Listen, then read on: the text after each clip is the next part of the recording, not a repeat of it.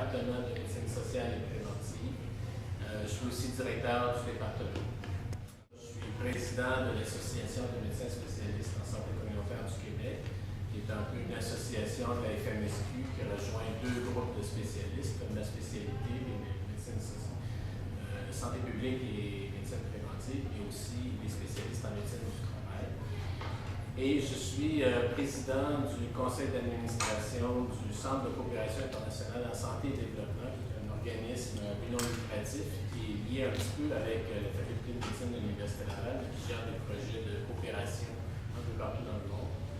Et je suis membre du conseil d'administration de l'Association de santé publique du Québec, à titre de médecin conseil aussi. Alors voilà, je demeure dans Lévis depuis 2 ans, mais en fait depuis l'âge de 12 ans. En fait, mes parents sont déménagés de Montréal à Lévis dans les années 60, en 63 exactement. J'avais 12 ans à ce moment-là. Et puis j'ai fait mes études au Collège de Lévis. Alors voilà, moi je me présente comme candidat à l'investiture pour le comté de Lévis. J'ai été l'année passée, et pas l'année passée, mais dans la dernière élection, dans la Nouvelle-Beauce, dans Beauce-Nord, comme candidat de Québec solidaire aussi. Je voudrais juste nous rappeler le sens un peu de l'engagement politique, puis différencier un peu de Québec solidaire des autres partis, au cas où vous seriez trompé de salle. Québec solidaire, c'est d'abord et avant tout un parti qui se voue à la défense et à la promotion du bien commun. Alors, comme parti politique, ce qui différencie vraiment la CAQ du Parti libéral ou d'autres partis qui peuvent naître à droite et à gauche, c'est vraiment centré sur qu'est-ce qui va nous permettre d'avoir une meilleure société, de la partager globalement. On n'est pas une société qui continue à se différencier entre riches et pauvres, mais qu'on arrive à plus de cohésion sociale. Alors, je rappelle un petit peu les grandes lignes de Québec solidaire. D'abord, c'est un parti qui se dit écologiste, c'est-à-dire que c'est un parti qui pense que l'univers, la Terre, c'est quelque chose de vivant dont on est une partie nous-mêmes. Donc, il faut prendre soin. C'est-à-dire qu'on ne peut pas penser que les humains peuvent vivre sur la planète que l'on a, et dans le territoire que l'on a, si on n'en prend pas soin, si on n'aide pas à croître et à grandir. C'est un parti aussi, comme je l'ai dit, qui veut éliminer la pauvreté. C'est un parti qui veut permettre à chacun de participer à l'enrichissement collectif. Donc, on va se donner, dans Québec solidaire, on pourra le voir dans le programme plus tard, des moyens pour que la richesse, d'abord, on continue à la créer, bien sûr, mais qu'elle soit répartie collectivement. C'est aussi un pays, comme par exemple, une des mesures qui est proposée, c'est qu'on ait un revenu minimal garanti. Ça, c'est pas une lubie ou un rêve. C'est quelque chose qui a même déjà été essayé au Manitoba dans les années 70. Il y a eu une expérience pendant 5 ans à Winnipeg, puis dans une autre ville du Manitoba, je ne me souviens pas trop. Et on a instauré le système de revenu minimum garanti pour voir si les gens allaient arrêter de travailler. C'est ça qu'on dit, les gens ils ont de l'argent, ils vont arrêter de travailler. Et on s'est aperçu qu'effectivement, il y avait 2 groupes qui arrêtaient de travailler. Il y avait les adolescents, puis les femmes enceintes, les femmes qui venaient juste d'accoucher. Alors les adolescents, ça leur permettait, au lieu d'aller sur le marché du travail, ils continuaient leurs études, ça leur permettait de mieux réussir. Puis les femmes qui venaient d'accoucher pouvaient passer un peu de temps avec leurs enfants dans les premières années. Sinon, ça n'avait pas d'effet sur le travail, au contraire, ça a augmenté la richesse collective. Mais évidemment, c'est une expérience qui s'est arrêtée très rapidement. Donc, je pense que ça serait très intéressant de reprendre. Alors donc, on est aussi des démocrates, dans le sens que on pense que tout le monde doit participer à la vie de la société. Je pense que vous autres, si vous êtes ici, c'est parce que vous êtes probablement convaincus que notre société ne peut pas se diriger si on y participe. Alors, Québec solidaire, c'est un parti qui s'engage à aussi la démocratie participative. Non seulement avoir une démocratie représentative, c'est-à-dire je suis élu, puis là, je vais pouvoir présenter, je vais gérer les affaires pendant 4 ans, puis vous allez me mais bien une démocratie où régulièrement il y aura des retours à la population. régulièrement, on pourra instaurer peut-être des genres de référendums sur des questions importantes pour que l'ensemble de la population soit continuellement motivée et travaille à la gestion de notre société. On est aussi un parti qui est dit féministe, c'est-à-dire qu'on prône fermement l'égalité entre les hommes et les femmes. Là-dessus, les jeunes ont souvent l'impression qu'il y a eu beaucoup de travail de fait. Il y en a eu beaucoup, mais il n'y en a pas encore assez de fait. Juste pour donner un exemple, ici à Lévis, le revenu médian, c'est-à-dire si on prend tous les revenus et on les aligne les uns derrière les autres, du plus petit au plus grand, celui qui est juste dans le milieu, là, pour les hommes, c'est 33 000 $. Pour les femmes, 23 000 $. Et si on regarde ceux qui gagnent plus de 100 000 $, il y a à peu près 1200 personnes. Il y a à peu près 1500 personnes dans Lévis, dans notre comté, qui gagnent au-dessus de 100 000 $. C'est pas énorme, d'accord? Ils sont là, les 1500. Mais là-dessus, il y en a 1200 qui sont des hommes, et juste 300 qui sont des femmes. Donc, on a encore beaucoup de travail à faire de ce côté-là. Alors, on veut aussi avoir des liens plus solidaires, plus égalitaires avec les autres peuples de la Terre, des altermondialistes, on dit. Disons qu'en termes plus communs, on voudrait que autant on prend soin de l'ensemble de la planète du point de vue écologique, de son environnement, autant il faut prendre soin de l'ensemble des populations qui vivent sur la planète. Nous, on est dans une partie plus privilégiée de la planète et il reste une grande partie de la population humaine là, qui vit avec à peine 2 $ par jour et moins.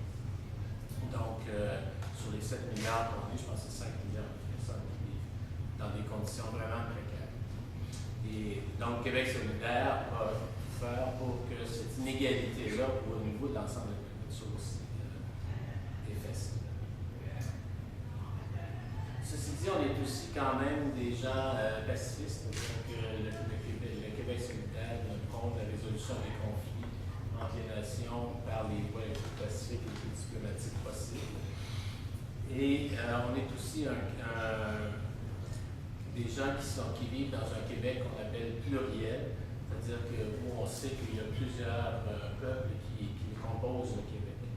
Alors, être né au Québec, ça ne veut pas dire qu'on est nécessairement francophone.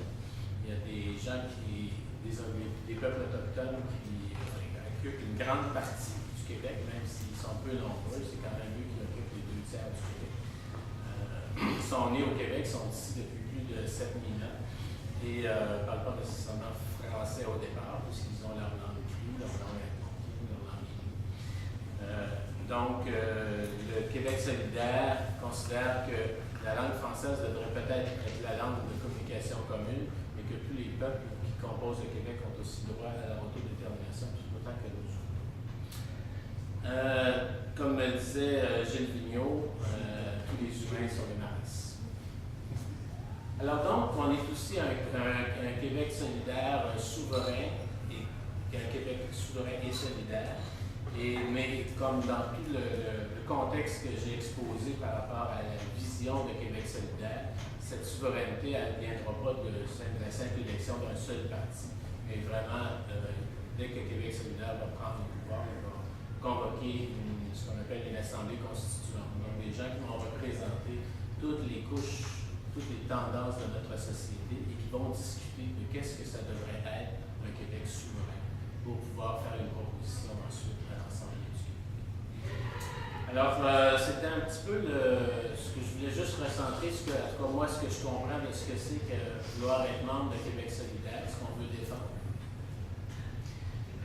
J'aimerais juste prendre une minute encore avant de passer à l'élection pour vous parler du sens de la victoire électorale qu'on va avoir.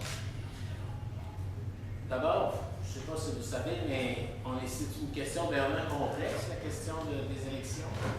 Et dans la complexité, il est toujours difficile de prévoir ce qui va se passer. Alors, par définition, dans des situations complexes, des efforts petits peuvent donner de grands résultats, de grands efforts peuvent donner de petits résultats.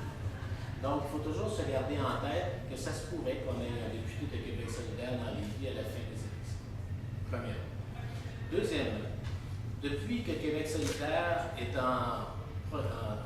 les gens se présentent, que Valérie se présente, les pourcentages de vote ont augmenté régulièrement de façon tout à fait stable.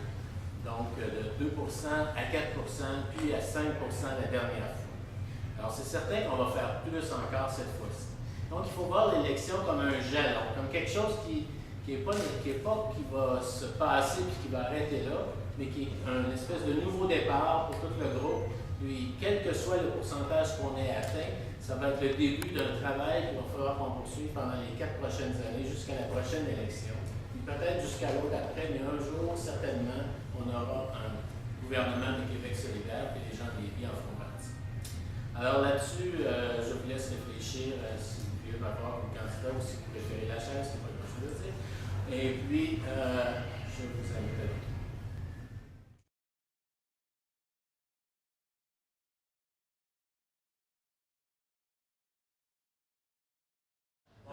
Merci beaucoup pour votre confiance, tout le monde. Je pense que c'est un travail d'équipe qui commence. Alors, je sais que tout de suite après la rencontre, on a une autre rencontre. C'était prévu pour le candidat ou la candidate qui serait élu d'avoir une rencontre avec le comité d'organisation pour qu'on puisse commencer à prévoir la campagne. C'est certain que tout le monde va être sollicité pendant la campagne, qui risque, d'après ce que j'ai lu dans le soleil, que vous avez peut-être lu aussi, d'être déclenché dès demain ou mardi. Parce qu'il paraît que les militants de PQ ont été mobilisés pour passer par poser des pancartes dans la nuit de mardi à mercredi. Puis Mme Maltais a déjà son local. Ouais. Alors nous, on va voir une autre très rapidement aussi, certainement. Alors, voilà. Je vous remercie beaucoup. Je pense que je suis très heureux de pouvoir faire cette campagne-là avec vous autres. Comme je le disais, dans Beauce-Nord, je ne voulais pas quitter Beauce-Nord sans m'assurer qu'il y ait quelqu'un qui prenait la relève, et c'est fait. Il y a effectivement une équipe qui prend la relève dans Beauce-Nord. Donc, on aura aussi une belle équipe dans Beauce-Nord, une belle équipe dans Lévis. Ça va être une campagne évidemment fort différente de celle que j'ai eue il y a 2 ans, parce que vous êtes une équipe, on était quand même 4-5 personnes. C'est tout au plus dans Beauce-Nord, c'est très différent. Alors, je pense que j'ai très hâte, en tout cas,